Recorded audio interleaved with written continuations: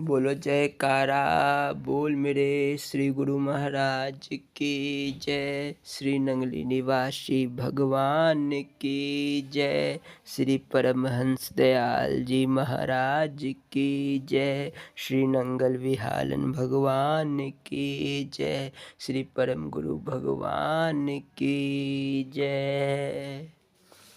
जय सच्चिदानंद जी।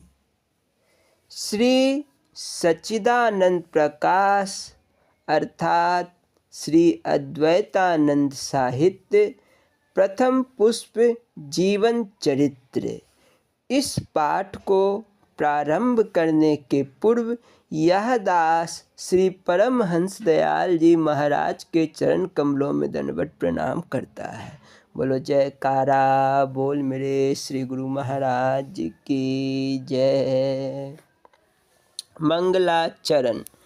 या कुदेन्दु तुषार हार धवला, या शुभ्र वस्त्रावृता, या वीणा वरदंड मंडित करा, या श्वेत पद्मासना, या ब्रह्माचित शंकरा, प्रभृतिर्देव सदा वंदिता, सामान्य पातु सरस्वतीं भगवती निशेष जाड्यापहाम्। ओम शुक्लां ब्रह्म विचार सार परमा माधवं जगत व्यापिनीं, वीणा पुस्तक धारिणीं वेदां जान्ध्यात् करापहाम्। हस्ते स्फटिक मालिकां चादधति पद्मासने संस्थितां, वन्दे तां परमेश्वरी भगवतीं बुद्धिं प्रदां शारदां।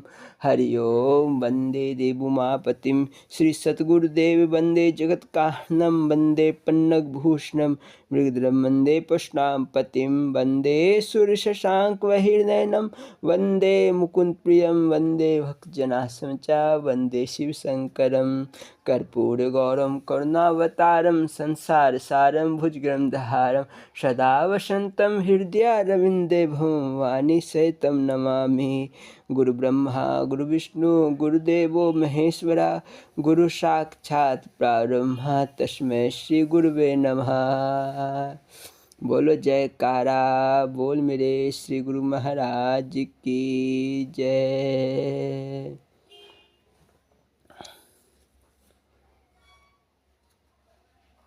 मंगल मूर्ति सतगुरु, मिलवे सर्वाधार, मंगलमय मंगल करन, बिनबो बारंबार। नमो नमो सतगुरु नमो, जासम को न आन, परम पुरुष हूँ ते अधिक, गावे संत सुजान।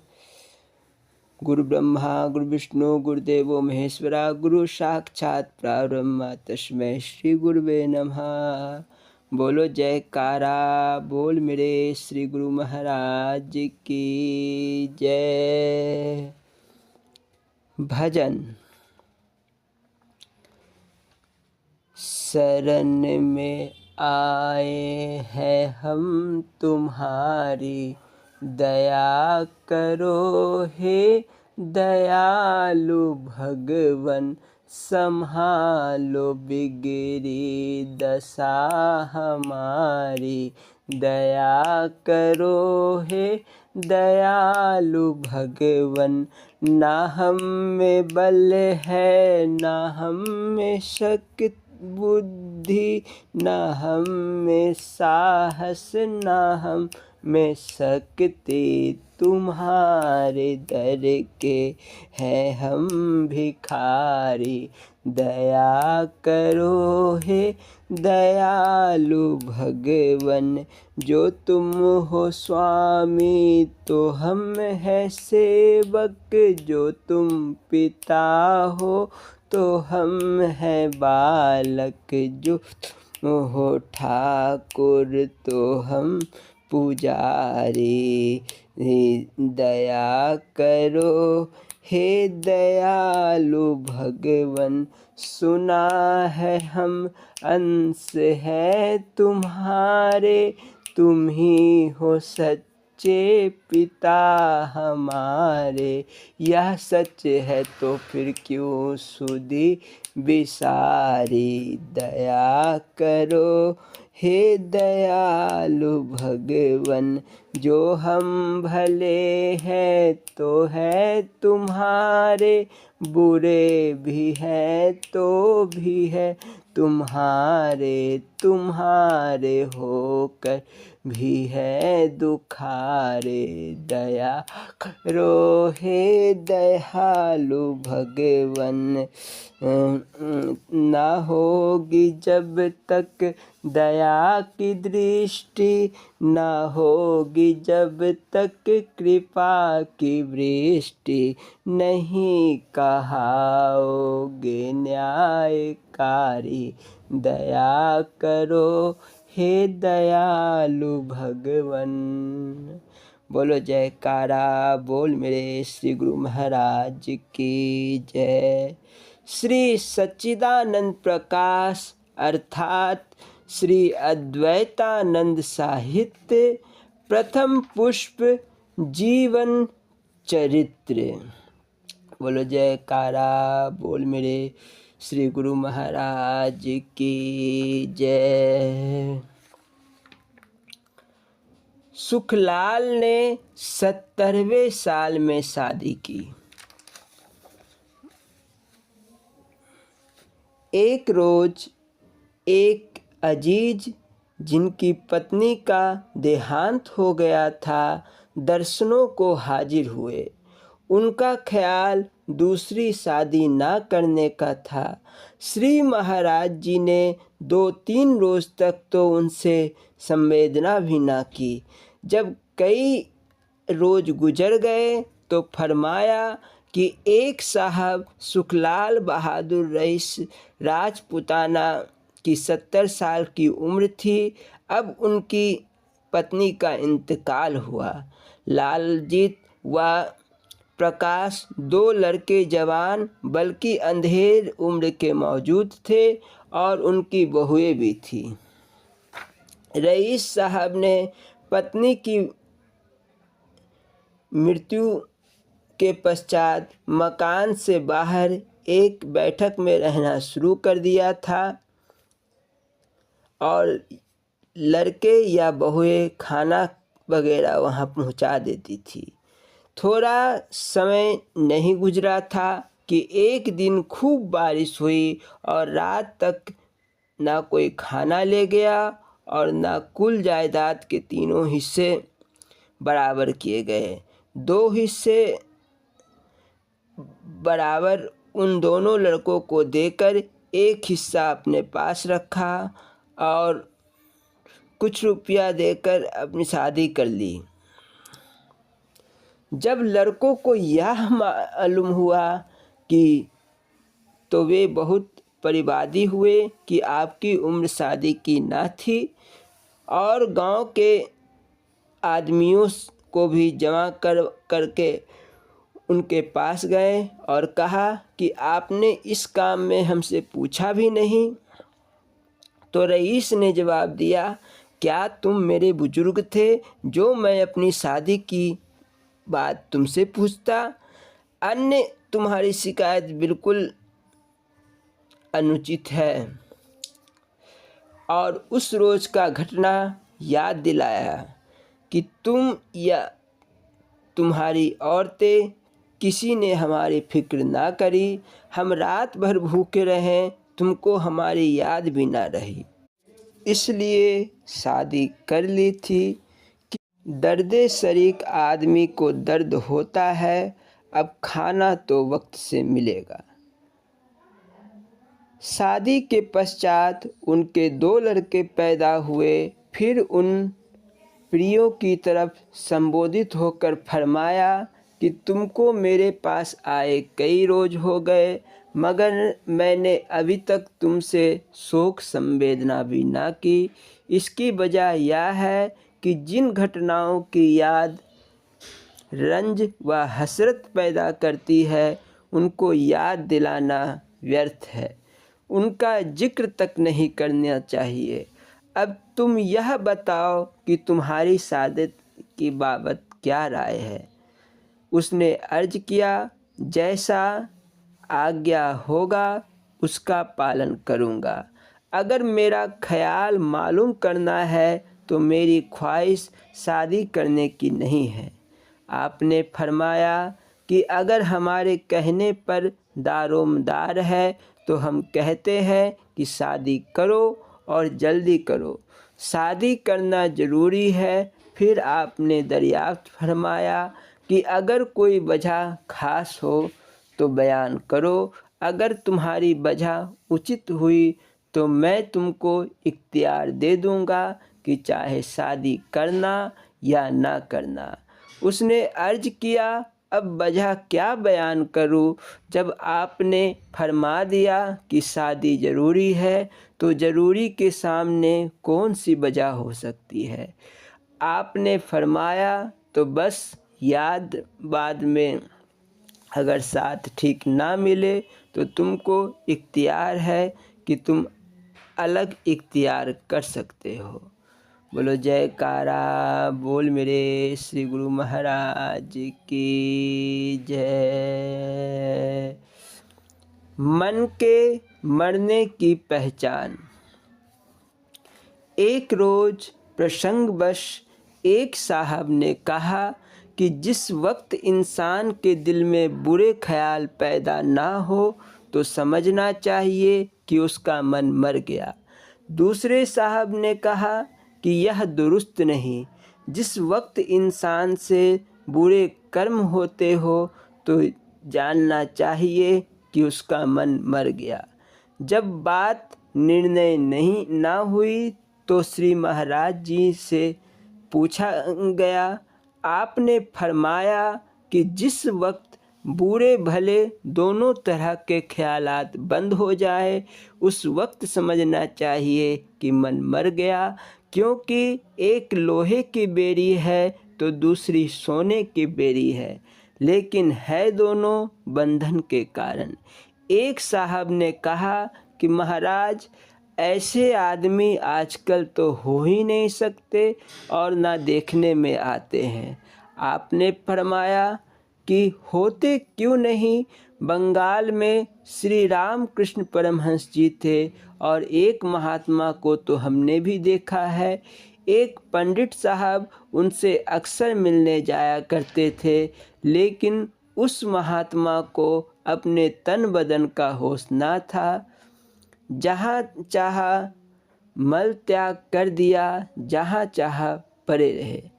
पंडित जी के दो विद्यार्थी इस बात से बड़े नाखुश थे कि जब हमारे उस्ताद उसके पास आते हैं तो यह फकीर कुछ सत्कार नहीं करता, बल्कि उनके सामने मल त्याग कर देता है और यूं ही मूर्ति सा बैठा रहता है। इसीलिए उसको मारना चाहिए। यह इरादा करके दोनों वहाँ गए। एक लड़के को तो हौसला ना पड़ा, मगर दूसरे ने हिम्मत करके उन महात्मा का खूब शिष्टाचार किया, अर्थात असभ्य व्यवहार किया। वह बैठे पिटते रहे और हंसा किए। जब वह मार पीट कर घर पहुंचा तो खूब जोर का बुखार चढ़ गया, जिसकी वजह से पाठशाला भी ना जा सका। पंडित जी ने उसकी अनुपस्थिति का कारण लड़कों से दरियाफ्त किया तो उसके संगी लड़के ने सब हाल कह सुनाया कि इस तरह से हम और वह दोनों उस महात्मा को ठोकने गए थे। मेरा तो हौसला पड़ा नहीं, मगर उसने महात्मा की खूब गत बनाई। उसी वक्त से हमको बुखार चढ़ा है। पंडित जी ने कहा, जालिमों, बड़ा गजब किया। तुरंत फकीर साहब के पास पहुँचे और उनके चरणों में सिर रख कर कहा कि उस लड़के का कसूर मुआफ़ करे। उसने बड़ी गलती की जो ऐसी असभ्य हरकत और मारपीट कर डाली। उन्होंने हंसकर कहा कि किसने मारा और किसको मारा, सब भगवान भली करेंगे। वहाँ से जब लौटकर पंडित जी लड़के को देखने गए तो एकदम बुखार दूर हो गया। उन महात्मा की ऐसी और भी बहुत सी बातें देखने में आई, मगर उनकी तरफ से इसमें कुछ दखल न था, बल्कि उनकी ओर से प्रकृति बदला लेती थी।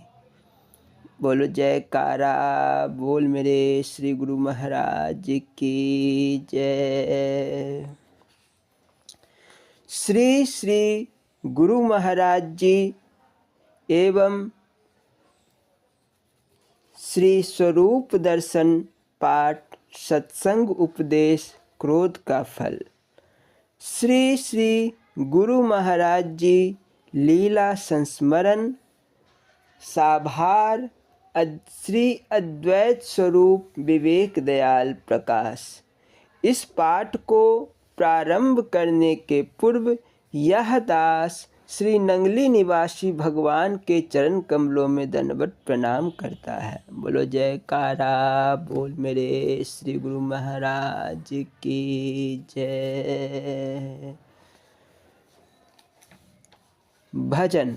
बोलो जयकारा बोल मेरे श्री गुरु महाराज की जय। गोविंद कबहु मिले पिया मेरा, गोविंद कबहु मिले पिया मेरा, चरण कमल को हंस हंस देखो, राखो नैना नेरा, गोविंद राखो नैना नेरा, गोविंद कबहु मिले पिया मेरा, निरखन को मोहि चाओ घनेरो, कब देखो मुख तेरा, गोविंद कब देखो मुख तेरा, गोविंद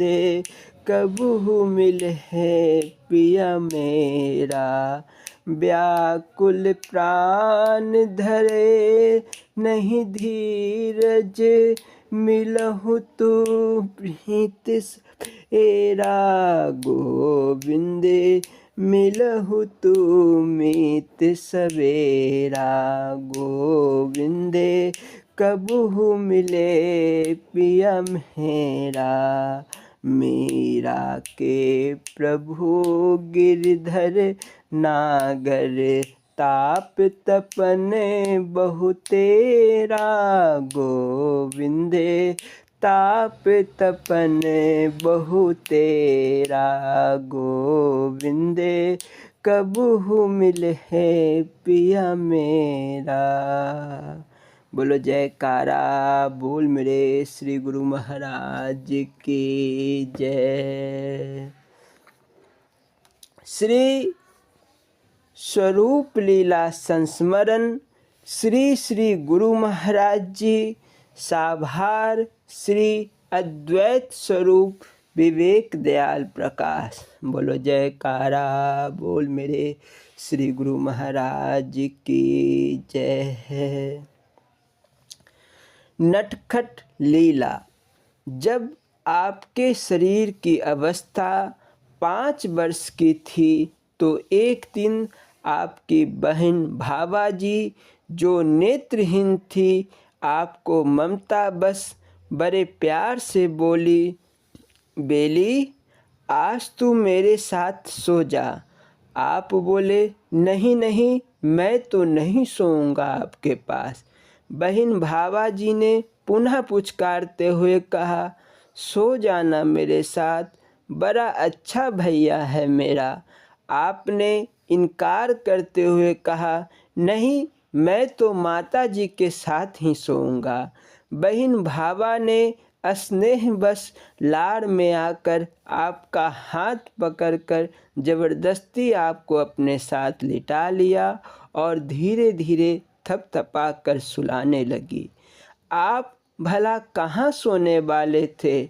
दुनिया को मोह निद्रा से जगाने वाले आप क्या संसार वालों की मीठी मीठी बातों में आकर अपना अनमोल समय नींद में नष्ट कर सकते थे? लीलाधारी की लीला देखो। बहन भावा जी तो गहरी नींद में सो गई। आप कन्हैया की भांति नटखट रूप बदलकर भावा जी से खेल खेलने लगे।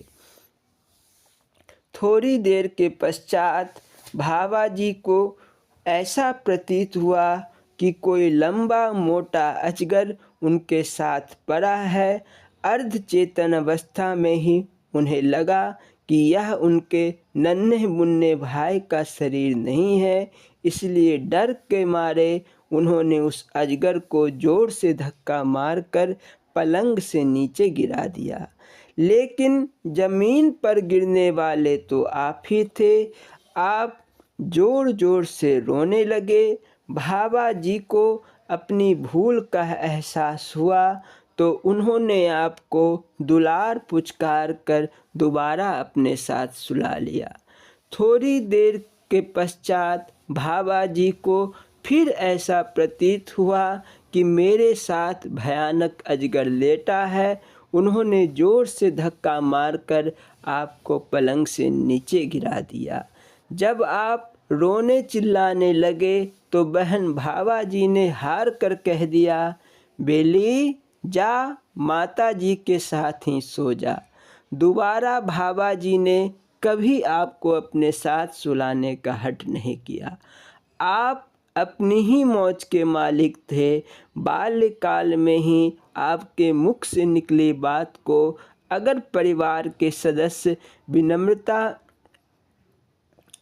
साधारण समझकर अनसुनी कर देते तो आपके वाक्य का चमत्कार देखते वे स्वतः विनम्रता से उसी बात को मानने के लिए विवश हो जाते। मुख से तो आप कुछ ना कहते, लेकिन संकेत ही संकेत में बहुत कुछ कह जाते। भगवान श्री कृष्ण जी की भांति आपकी बाल लीलाओं को देखकर टेरी निवासी परस्पर चर्चा करते। यह कोई साधारण बालक नहीं है। उनके दिलों में आपके प्रति अपनत्व और ममत्व दिन प्रतिदिन बढ़ने लगा। अगले अध्याय में भावपूर्ति। बोलो जयकारा बोल मेरे श्री गुरु महाराज जी की जय। श्री स्वरूप दर्शन पाठ सत्संग उपदेश क्रोध का फल। बोलो जयकारा बोल मेरे श्री गुरु महाराज की जय। मनुष्य का सबसे बड़ा शत्रु क्रोध है। यह अपने शरीर से ही उत्पन्न होता है। यह विष से भी बुरा है, क्योंकि विष जहाँ से उत्पन्न होता है उस स्थान को हानि नहीं पहुँचाता, परंतु क्रोध हृदय से ही उत्पन्न होकर उसे ही जलाता रहता है। क्रोधी मनुष्य किसी को भी अपना सज्जन नहीं मानता। विष जिस हाथ से दिया जाए उस हाथ पर प्रभाव नहीं डालता, दूसरे खाने वाले व्यक्ति को मारता है। बस इस क्रोध को दिल से दूर रखना चाहिए। वह प्रभु हृदय सिंहासन पर आसीन है। उनके सिंहासन को क्रोध से भ्रष्ट नहीं करना चाहिए। किसी सज्जन मित्र को यदि किसी स्थान पर बैठाना हो तो उस स्थान को बहुत ध्यानपूर्वक देखा जाता है कि कहीं कोई गंदी और अनुचित वस्तु ना पड़े, कहीं कोई ऐसा ना हो कि जिस पर आकर बैठना हो उनकी शोभा के अनुकूल वह स्थान न हो। यदि हम उसे अपना बनाकर उसका निरादर करते हैं तो यह बड़ी लज्जा की बात है। प्रभु तो सबके अवगुणों को अपनी कृपा रूपी चादर से ढांपते हैं, वह किसी पर उन्हें प्रकट नहीं करते। यदि जीव किसी प्रकार भी अवगुणों से ना रुके तो गुप्त रूप से उसे दंड देकर सीधे मार्ग पर चला देते हैं। जो मनुष्य दूसरों के दोष छुपाने का यत्न करता है वही ईश्वर का प्रिय होता है। वह व्यक्ति महान है जो किसी पर क्रोध ना करे और वह बुरे व्यक्ति की भलाई की सोचता रहे। वास्तव में ऐसे मनुष्य संसार में बहुत कम मिलते हैं। सुपूत उसको कहना चाहिए जो अपने परम पिता परमात्मा के समान दया को ना छोड़े। व्यवहार में यह बात कठिन दिखाई देती है, परंतु जो मनुष्य अपने प्रण पर अडिग रहे वह संसार में मान्य पुरुष गिना जाता है। ऐसे व्यक्ति पर अत्याचार करने वालों को अपनी करनी का फल अवश्य भोगता है। चंदन और कुल्हाड़ी का स्वभाव भिन्न भिन्न है। कुल्हाड़ी चंदन को काट कर नष्ट करती है, परंतु चंदन उसको प्रसन्नतापूर्वक सुगंधित कर देता है। प्रकृति उस दुष्ट कुल्हाड़ी को लोहार द्वारा आग में डलवाती है और उसके मुख पर चोटें पड़ती है। कटा हुआ चंदन भगवान के मंदिरों में मूर्तियों के मस्तक पर तिलक के रूप में चढ़ाया जाता है। इसीलिए क्रोध रहित मनुष्य चंदन के समान शीतल है। वह शीघ्र भगवान तक पहुंचकर पूज्य बन जाता है। एक संत ने प्रार्थना की, दयालु पिताजी, यदि आकाश में उड़ना चाहूँ तो कौन सा यत्न करूँ? महाप्रभु बोले, पहले अपने 5 गुण उत्पन्न कर लो, फिर चाहे देवलोक की सैर करो। वो 5 गुण यह है। प्रथम, दया भावना अर्थात पृथ्वी के समान सहन शक्ति। द्वितीय, कृपा अर्थात सूर्य के समान प्रकाश देना। तृतीय, नदी के समान उपकार करना अर्थात अन्न उत्पन्न करना। चतुर्थ, निर्जीव व्यक्ति के सामने दूसरे के अर्पण होना। पंचम, रात्रि के समान अंधकार में सबको छुपा देना। इस पर जिज्ञासु ने प्रश्न किया, हे सद्गुरुदेव महाराज, काली रात्रि में तो चोरों को ही सहायता मिलती है, यह लोगों के घर लूटते हैं। यदि मैं रात वाला गुण ग्रहण करूं तो लोगों की बहुत हानि होगी। यह सुनकर सद्गुरुदेव महाराज बोले, जिन्होंने नींद प्यारी है वह व्यक्ति हानि उठाते हैं। मोह अज्ञान रूपी नींद है और संत महापुरुष चौकीदार रूप है। वह काली रात में भी आवाज़ देकर सोने वाले को जगाते रहते हैं। बस यह 5 गुण पूर्ण रूप से ग्रहण करने से मनुष्य पृथ्वी लोक में रहता हुआ भी प्रभु की कृपा पात्र और परम प्रिय बन जाता है। उसकी दशा ऐसी हो जाती है कि प्रभु को स्वयं यह कहना पड़ता है, मेरे तन में वे बसे, मैं भगतों के माही, मेरी और मम भगत के कछु भी अंतर नाही।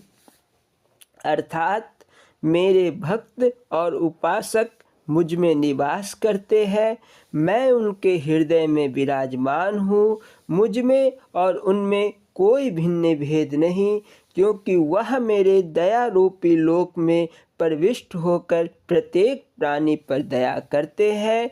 मैं उनके रूप में समान रूप से विद्यमान होता हुआ भी कभी कभी सगुण साकार रूप से प्रकट हो जाता हूँ। व्यापक अग्नि तो लकड़ी में भी विद्यमान है, परंतु जब वह अग्नि लोक में प्रवेश करती है तभी प्रकट अग्नि कहलाती है। इस क्रोध को धीरे धीरे दबाते रहने में थोड़ी हानि अवश्य है, परंतु यह हानि भी अज्ञानता में है।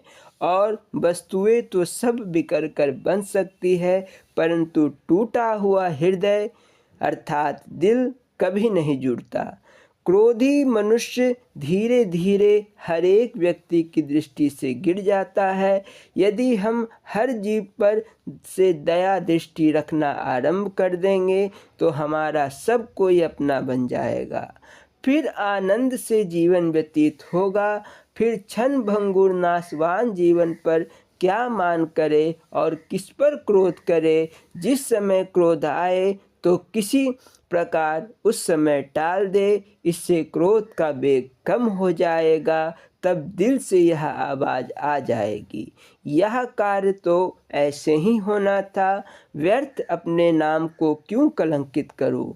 इस प्रकार अपने हृदय को सदैव पवित्र बनाए रखना चाहिए। बोलो जयकारा बोल मेरे श्री गुरु महाराज की जय।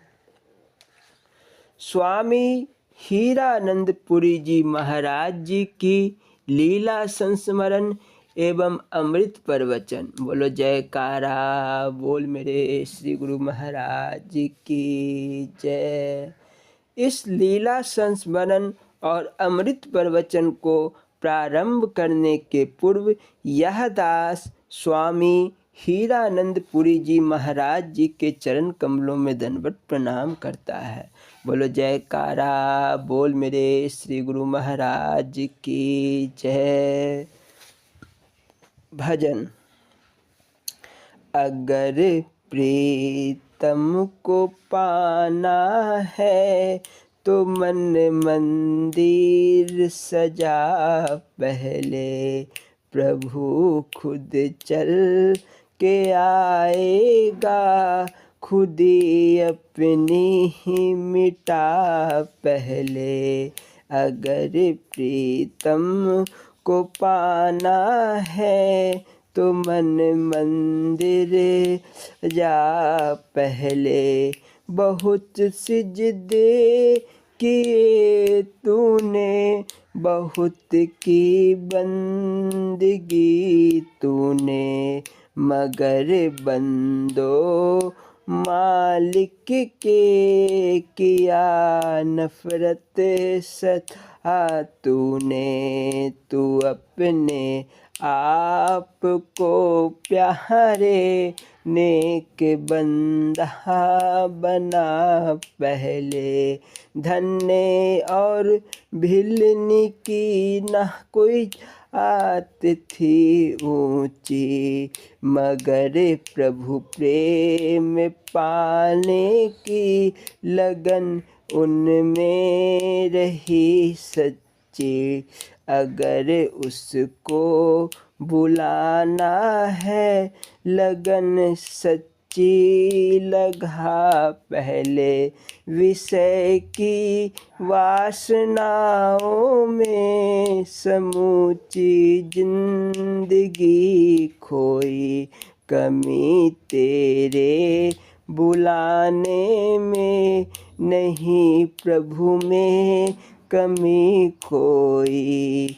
प्रभु मिलता है पल भर में, तो उसका बिल बनवा पहले। प्रभु मिलता है पल भर में, तो उसका बिल बनो पहले। अगर प्रीतम को पाना है तो मन मंदिर सजा पहले। बोलो जयकारा बोल मेरे श्री गुरु महाराज की जय। स्वामी हीरानंदपुरी जी महाराज जी की लीला संस्मरण। बोलो जयकारा बोल मेरे श्री गुरु महाराज जी की जय।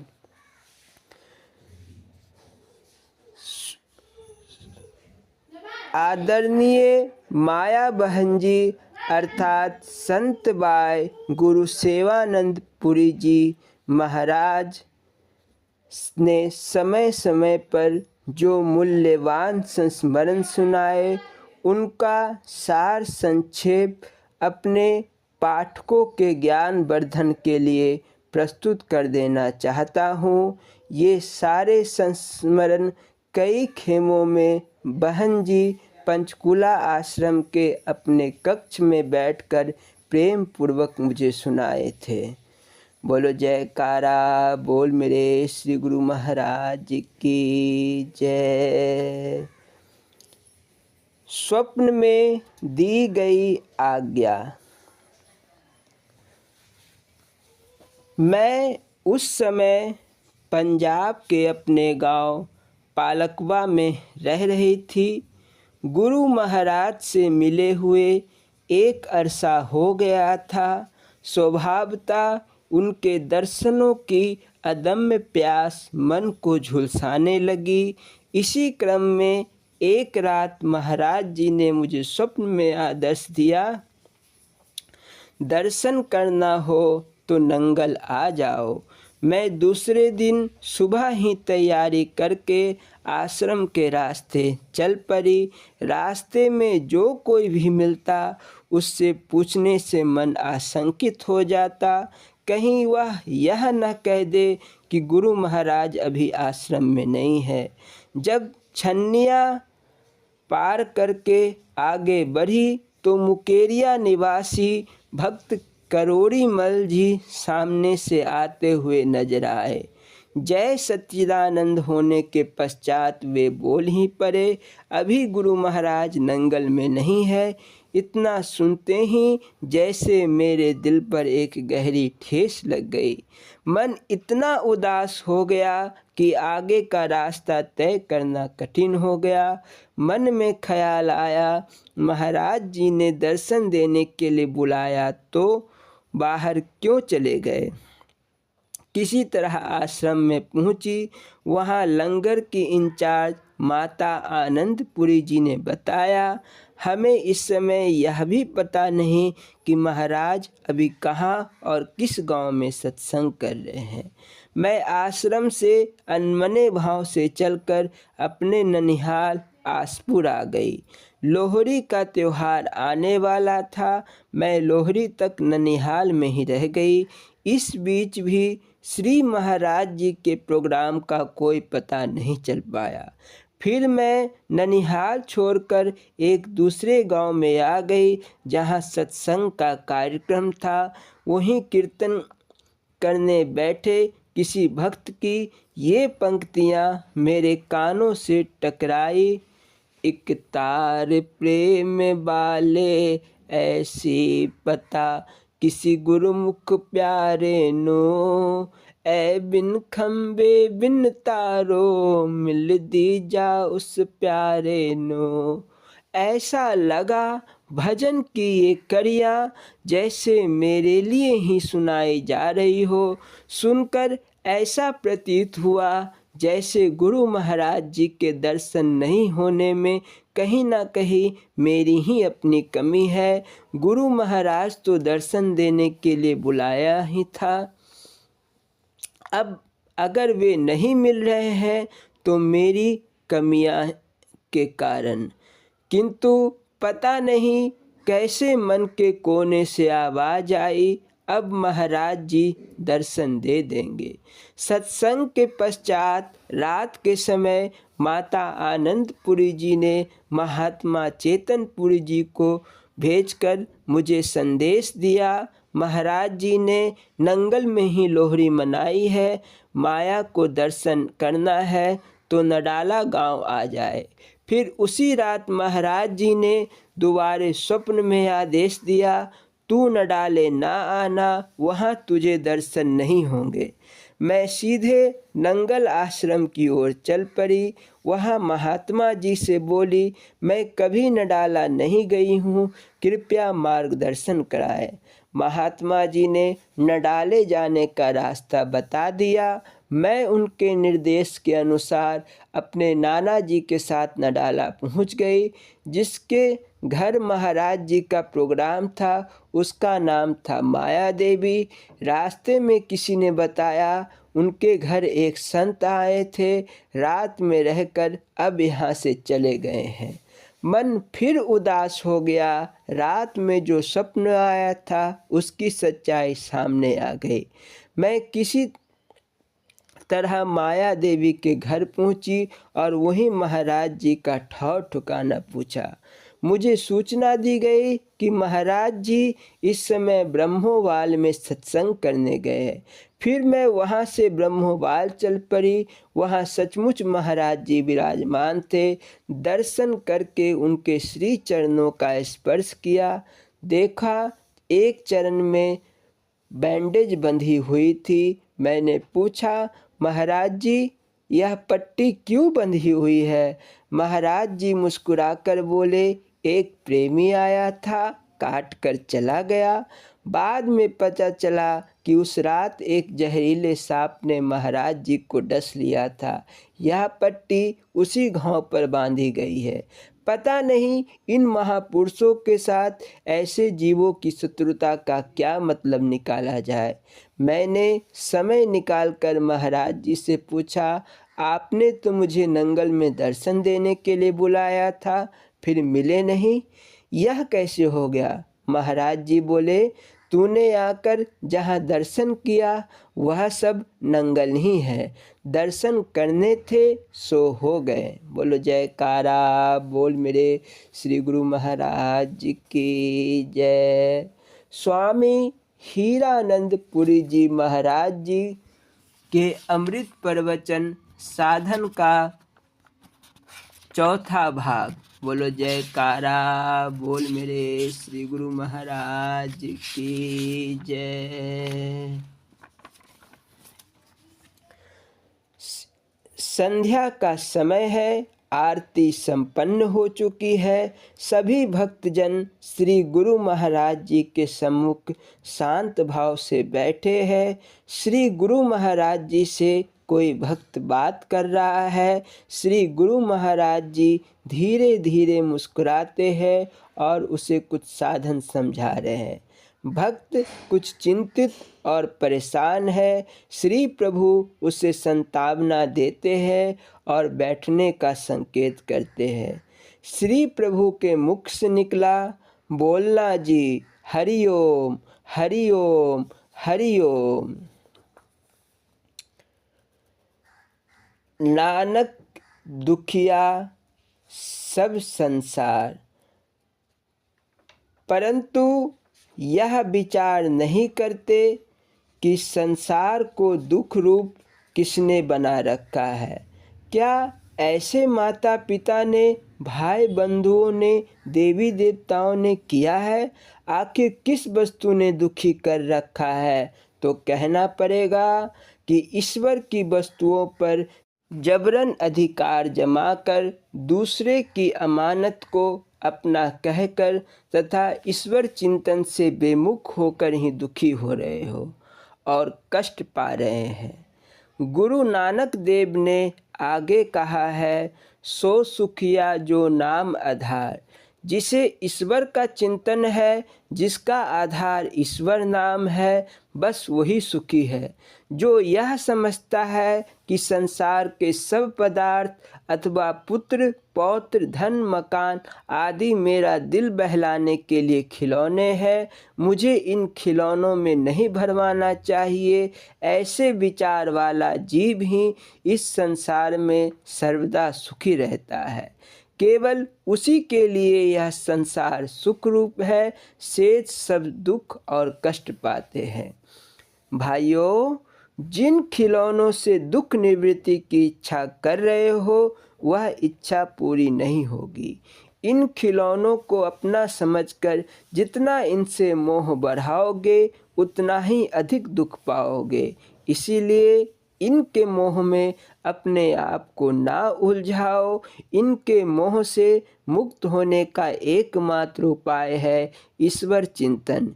यह भेद समझ आते ही सदा के लिए आवागमन के बंधन से मुक्त हो जाओगे। संत कबीर ने कहा है, सुमिरन की सुध यूं करो जो गागर पनिहार, बोलत डोलत सूरत में कहे कबीर विचार। सुमिरन की सुध यूं करो जैसे दाम कंगाल, कहे कबीर बिसरत नहीं पल पल लेते संभाल। भाइयों, संसार के इन सुंदर पदार्थों को देखकर उसके बनाने वाले कारीगर का चिंतन करो, उसी समय सभी दुख तुरंत सुख में बदल जाएंगे। कहा है, जो जाकी सरनी परे ताको ताकी लाज, मीन धार सम्मुख चले बहे जात गजराज। अर्थात जो जिसकी शरण पकड़ता है उसकी लाज उसी को होती है। देखो, मछली ने जल की शरण ली, नदी का तीव्र वेग भी अणु से अणु मछलियों को नहीं बहाता, वह भी बेधड़क सीधी चली जाती है, परंतु महाबलवान हाथी को नदी बहा कर ले जाती है। कारण स्पष्ट है कि उसने अपने ही घमंड में जल की शरण नहीं ली है। इसी प्रकार जो जीव सब कुछ ईश्वर का समझकर ईश्वर के आश्रय ही हो जाता है, तो ईश्वर भी उस जीव की वैसे ही रक्षा करते हैं जैसे जल मछली की करता है। भाइयों, यह स्मरण रखना होगा कि किसी कामना से जो भक्त ईश्वर की शरण जाता है और ईश्वर चिंतन करता है वह ठीक नहीं है। कामनाओं के वशीभूत होकर ईश्वर चिंतन शुद्ध चिंतन नहीं कहलाता है, क्योंकि कामना के पूर्ण हो जाने पर मनुष्य ईश्वर चिंतन को छोड़ देता है। ईश्वर चिंतन के लिए वैराग्य, भक्ति, श्रद्धा और धारणा की दृढ़ता चाहिए।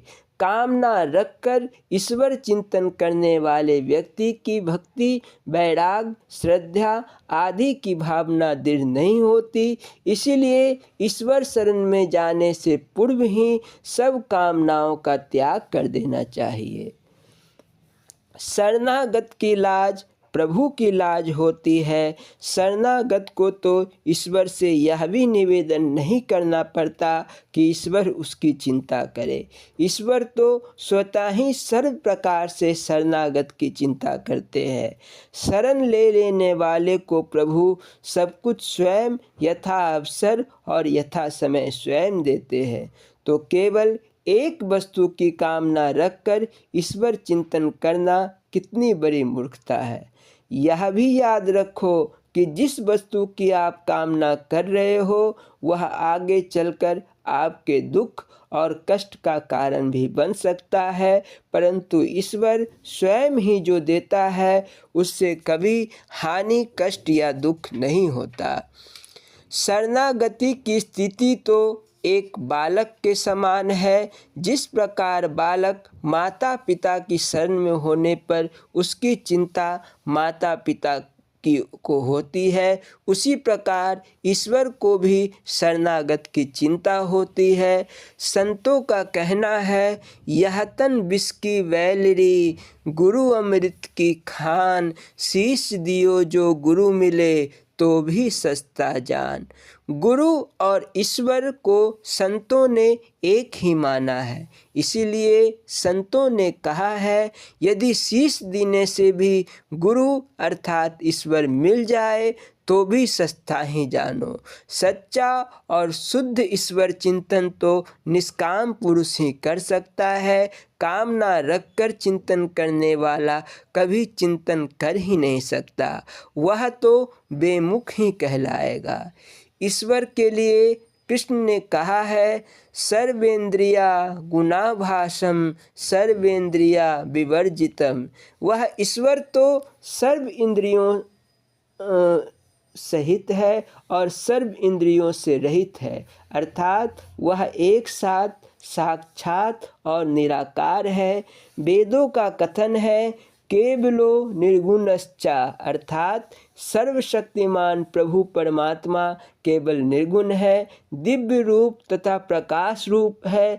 भगवान कृष्ण ने कहा है, ईश्वरः सर्वभूतानां हेद से अर्जुन तुष्ट थी। अर्थात ईश्वर सर्वभूत प्राणियों के हृदय में है। रामायण में तुलसीदास ने कहा है, हरि व्यापक सर्वत्र समाना।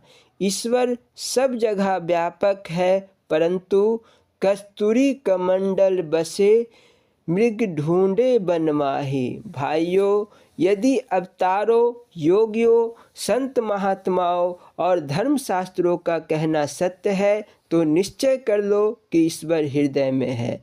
कैसे है आप पूछेंगे?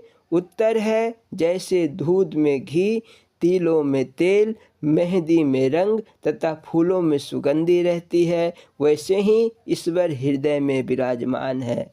दरबार साहिब में आया है, काहे रे बन खोजन जाई, सरब निवासी सदा अलेपा, तो ही संग समाई। पुष्प मध्य जो बास बसत है, मुकुर माही जस छाई, तैसे ही हरि बसे निरंतर, घट ही खोजो भाई। बाहर भीतर एको जानो, यह गुरु ज्ञान बताई। गुरु नानक बिन आपा चीन्हे, मिटे न भ्रम की काई। गुरु नानक देव कहते हैं, परमात्मा तुम्हारे अंदर बस रहा है, उसे अपने ही घट में खोजो, उसे तलाश करने वनों में मत जाओ। जब तक अपने आप को ना पहचानोगे और अपने भीतर निवास करने वाले ईश्वर को समझ ना पाओगे, तब तक भ्रम ना मिट सकेगा।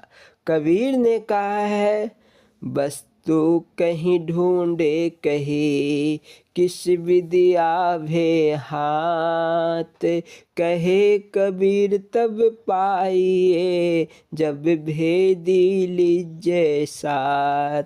संतों ने ईश्वर की सत्ता को पहचानने के लिए अनेक संकेत किए हैं।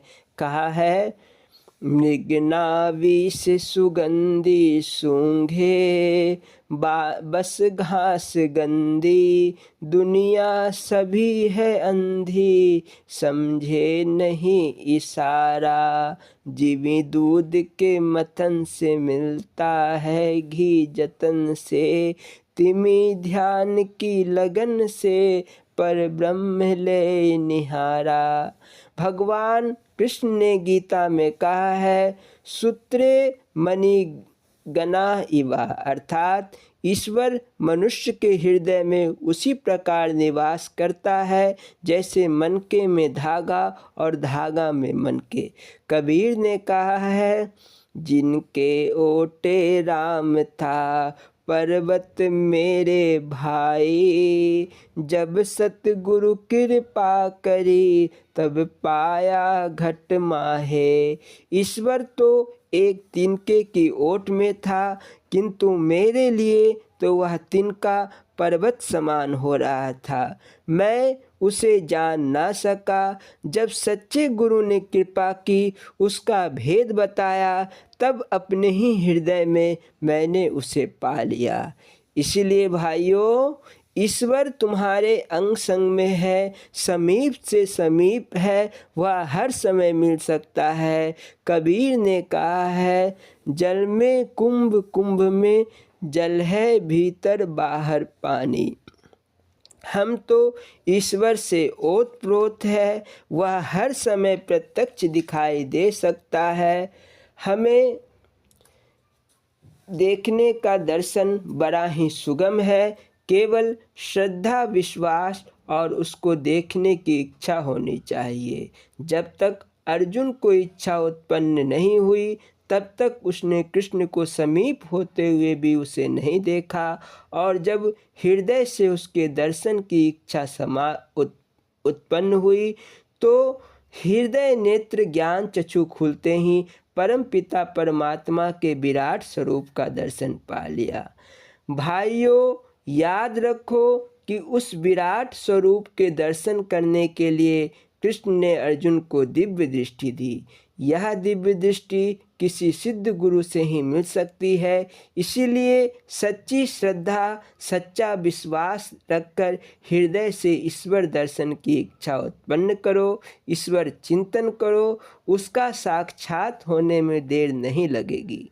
वेद, पुराण, शास्त्र तथा अन्य धर्म ग्रंथ पुकार पुकार कर कह रहे हैं, उसे पहचानो, उसका चिंतन करो, सिद्ध गुरु से दिव्य चक्षु प्राप्त करो, उसे जान जाओगे, उस परम पिता को प्राप्त कर सकोगे। वह तो सब और भीतर बाहर सब जगह है, फिर भी उसे देख ना सको तो यह दोष अपना ही समझो। अपनी सच्ची इच्छा रखने वाले हर समय अपने दोषों को दूर करते हैं। ओम शांति शांति शांति ही। यह प्रवचन चंडीगढ़ सोमवार 17/10/1955 को दिया गया था। बोलो जयकारा बोल मेरे श्री गुरु महाराज की जय। स्वामी परम ज्ञानानंद पुरी जी महाराज जी की लीला संस्मरण एवं अमृत प्रवचन। बोलो जयकारा बोल मेरे श्री गुरु महाराज की जय। इस लीला संस्मरण और अमृत प्रवचन को प्रारंभ करने के पूर्व यह दास स्वामी परम ज्ञानानंद पुरी जी महाराज जी के चरण कमलों में दंडवत प्रणाम करता है। बोलो जयकारा बोल मेरे श्री गुरु महाराज की जय।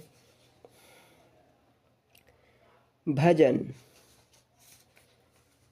दीदार के प्यासे नैन मेरे रो रो के पुकारा करते हैं, मुस्कान मधुर मृग चितवन की तस्वीर निहारा करते हैं। ये परम स्नेही नयन मेरे प्यासे है प्रभु के दर्शन को, दिन रात न आए चैन इन्हें मिलने का इशारा करते हैं। मधुमास लगा मौसम बदला, विरही की विरहा जाग उठी, हर दिल में मौज बहार आई, अरमां ललकारा करते हैं। नभ में छाई है काली घटा, बिजली चमकी दमकी चमक चम चमकी, कहीं कारी कोयलिया बोल उठी, कोई पियू पियू पुकारा करते हैं।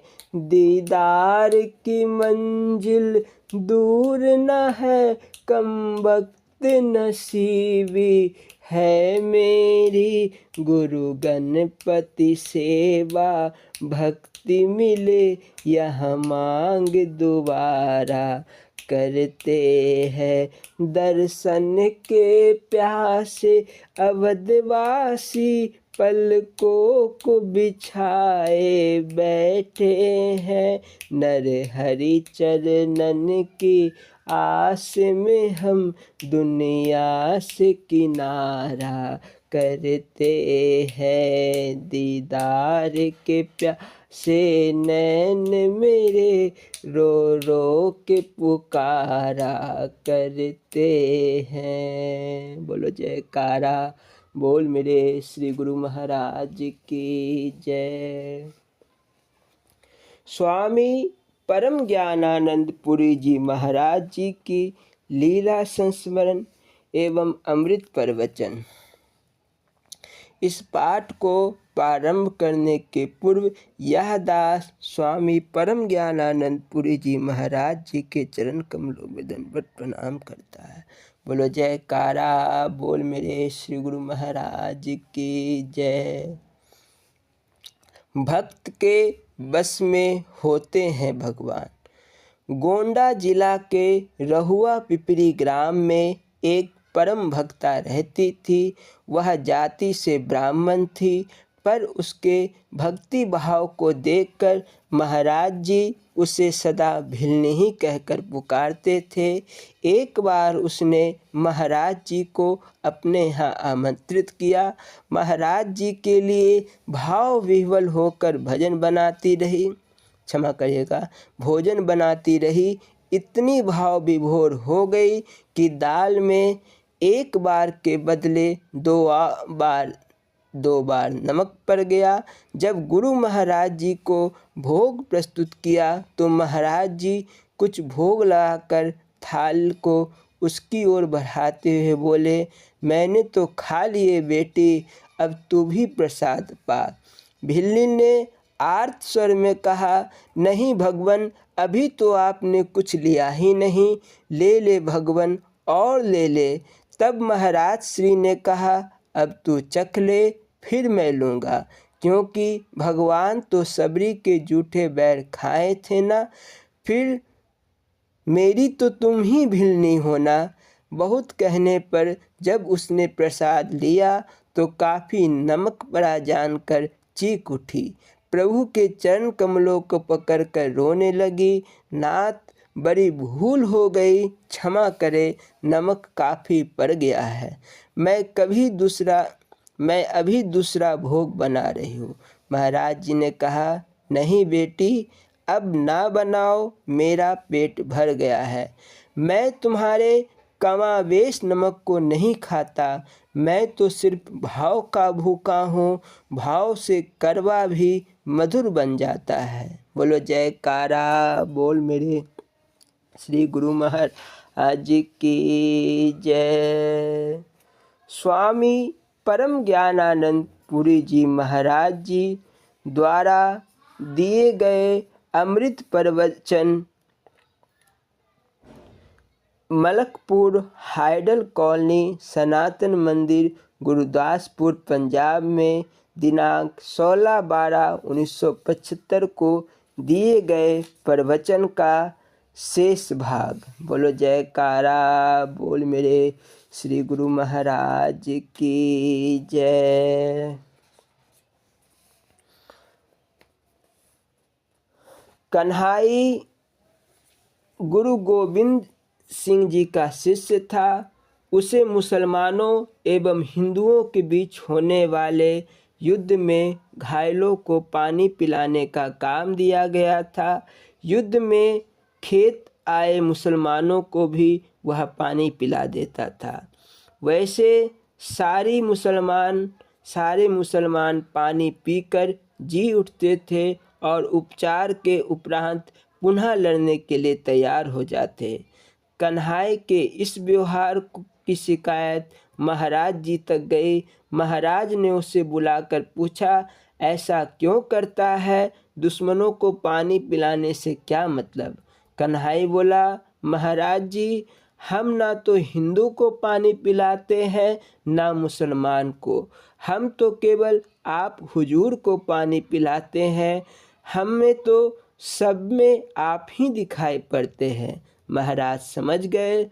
उन्होंने कन्हाई से कहा, अब तेरा व्यवहार खत्म हुआ, तू अब भजन कर, क्योंकि अब तू व्यवहार के काबिल नहीं रहा।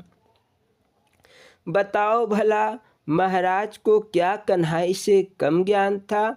शिष्य कहता है, दोनों जगह तुम ही तुम हो, और गुरुजी कहते हैं, एक को मर जाने दो, दूसरे को बचाओ।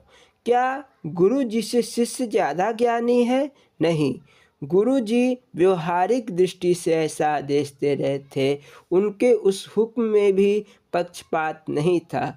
अगर वैसा अत्याचार जैसा मुसलमानों ने हिंदुओं पर किया था, हिंदुओं ने मुसलमानों पर किया होता, तो वे निश्चित रूप से मुसलमानों के पक्षधर होते। वे तो आतताईपन का विरोध कर रहे थे। किसी जाति विशेष या धर्म विशेष का विरोध करना उनका अभिष्ट नहीं था। उस तत्वज्ञानी महापुरुष की दृष्टि में वैर, वैमनस्य या पक्षपात का भाव बिल्कुल नहीं था। भगवान राम रावण का वध करते हैं। अंत में उस पर द्रवित होकर पूछ पड़ते हैं, क्या तुम्हें जिला दूं? और वह वीर कहता है, हजारों साल तप साधना के पश्चात भी अंतिम समय में जिसका दर्शन लोगों को नसीब नहीं होता, उसी के हाथों मेरा वध हुआ। ध्यान में आना तो दूर, वह रूप मेरे सामने ही प्रकट है, फिर मैं किस लिए जीना चाहूँगा। आपके हाथ से मेरा वध होने से यह प्रमाणित हुआ कि आप कोई नर नहीं, नारायण है, अवतार हैं।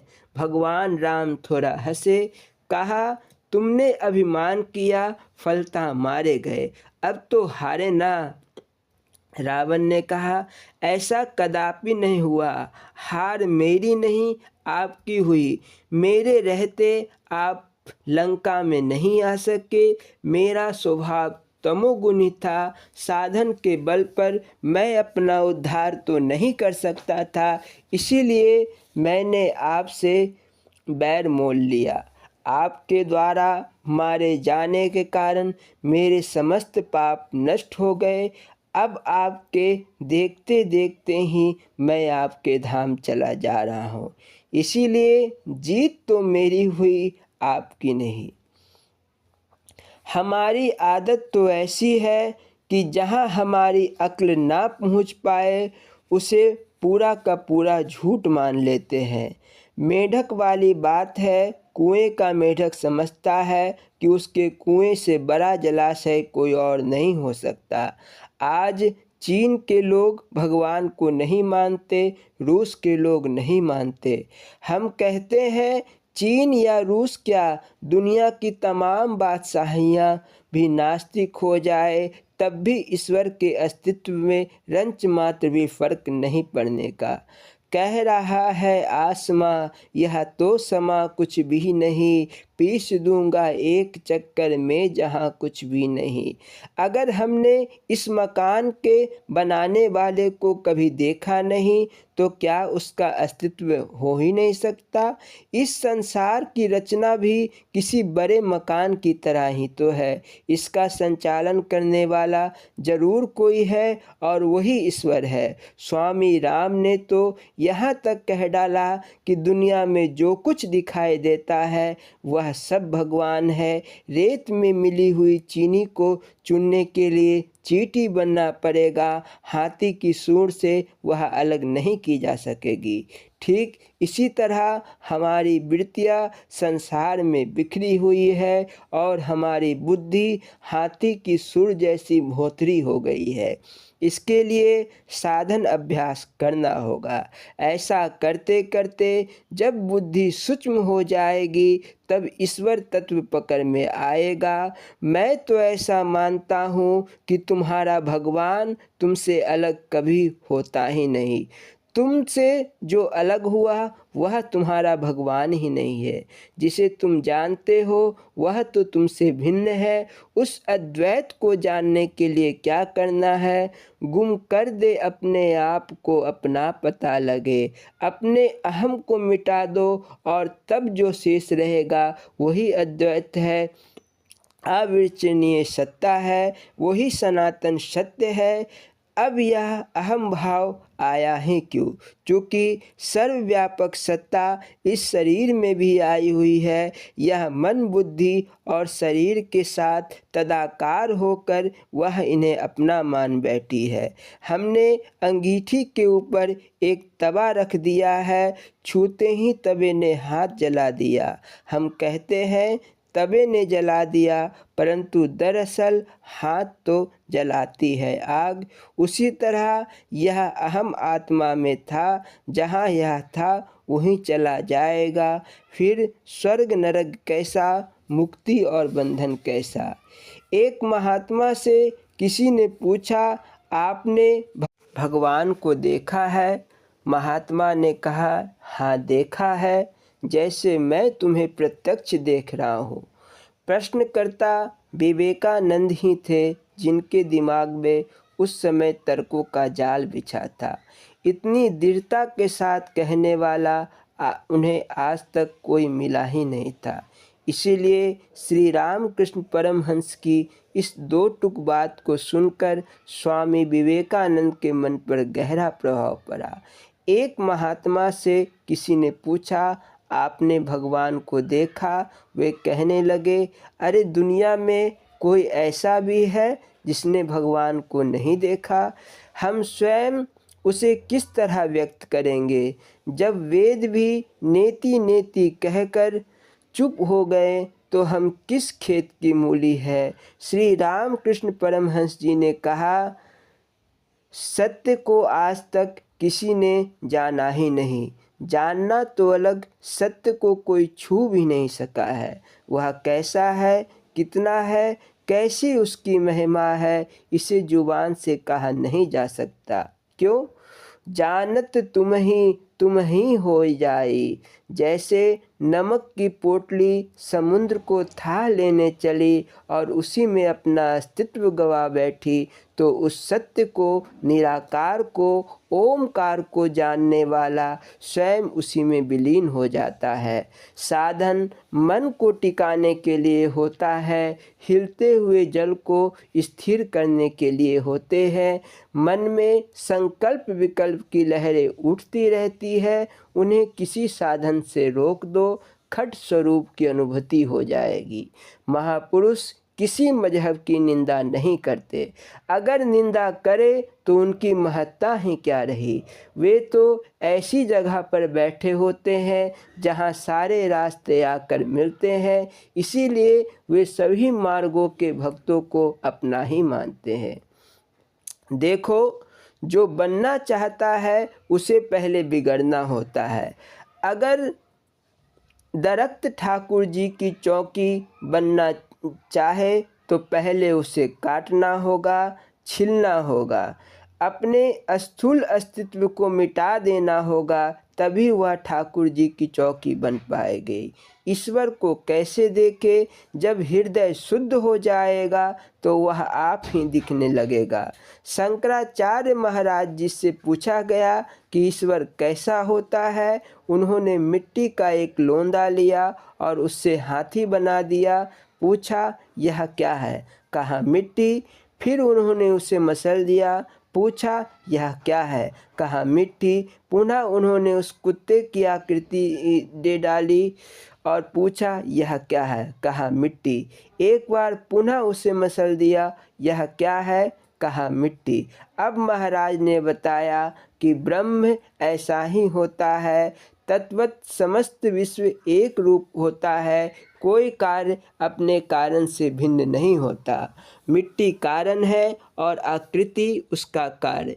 फिर अब घड़े को कोई मिट्टी नहीं कहता। यह सारा संसार घड़े की ही तरह है। जिसको मिट्टी का ज्ञान हो गया वह घड़े में मिट्टी ही मिट्टी देखता है। इसी प्रकार ज्ञानी पुरुष उस विश्व को ब्रह्म में देखता है। जो भक्त है वह इसे इष्ट में देखता है। तुलसीदास जी को सारा विश्व सिया राम में दिखता था। भाई कन्हैया को सारा विश्व श्री गुरु गोविंद सिंह जी के रूप में दिखाई पड़ता था। हमको इसका खूब पता है कि हम एक दिन मरेंगे जरूर, यह ध्रुव सत्य है। फिर ऐसी चीज़ से हमें भय क्यों है?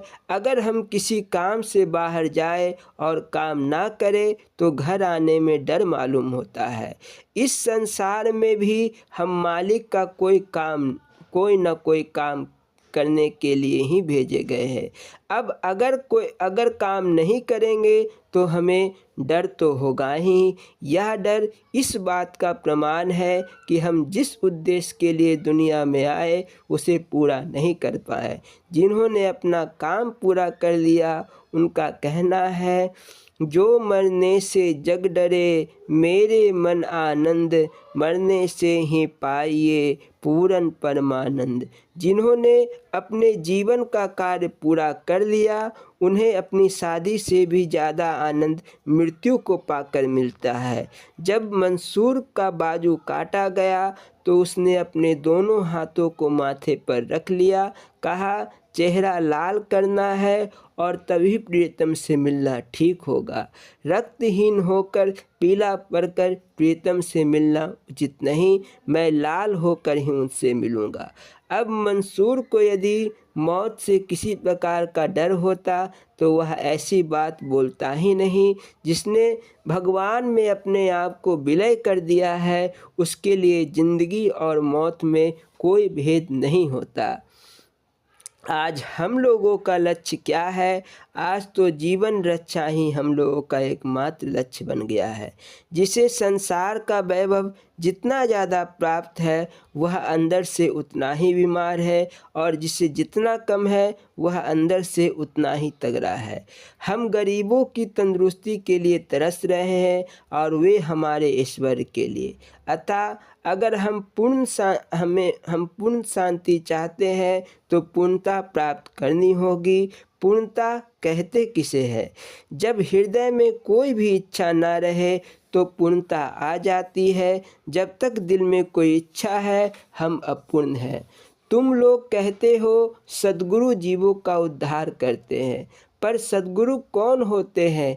जितने बड़े बड़े आचार्य हुए वे सब सद्गुरु ही तो थे। शरीर किसी का सद्गुरु नहीं होता, सद्गुरु तो ज्ञान स्वरूप होते हैं। गुरु ने तुम्हें उसी ज्ञान की प्रेरणा दी है, उसे ही अब अपने अंदर प्रकट करो। सद्गुरु का ब्रह्मा शरीर उस तेजो में ब्रह्म का प्रतीक है।